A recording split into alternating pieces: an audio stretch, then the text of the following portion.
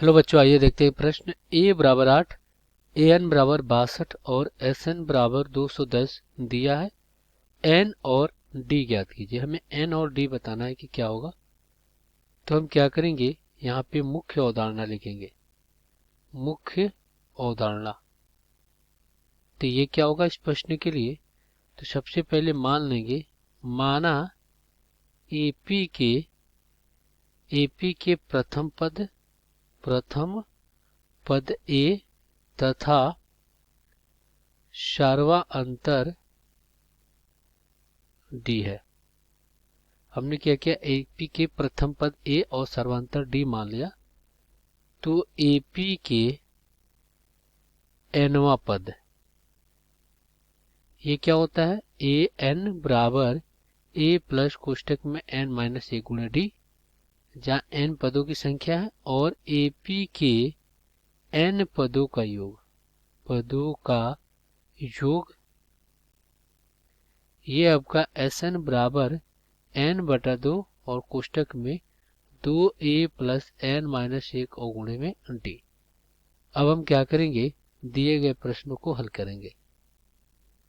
तो चलिए, यहाँ पे a प्रथम पद कितना दिया गया 8, an कितना दिया गया 62 और यहाँ पे Sn कितना दिया गया 210। अब एक चीज आप और देखिए, यहाँ पे जो हमें an दिया गया है वो अंतिम पद l के बराबर होता है। किसके बराबर होता है, अंतिम पद l के बराबर।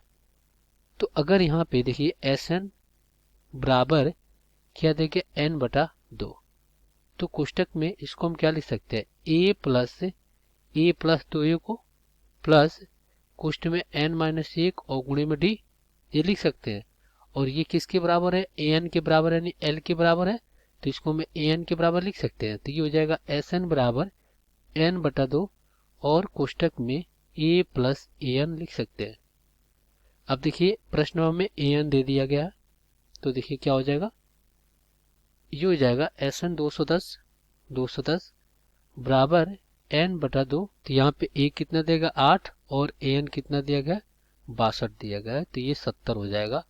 तो इस प्रकार क्या आ जाएगा, ये आ जाएगा 210 बराबर n बटा 2 और गुणे में 70। तो ये 35 दूना कितना हो जाएगा 70।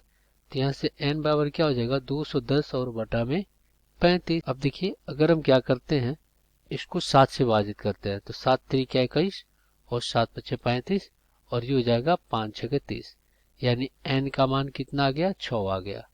n का मान 6 आ गया। तो हमें अब d का मान ज्ञात करना है, क्या होगा।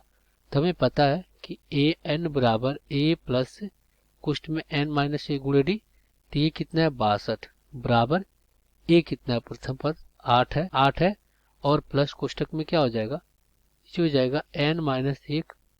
तो यहाँ पे देखिए an कितना है 62 है, बराबर में a 8 है और प्लस ये 6 माइनस 1 और गुणे में d।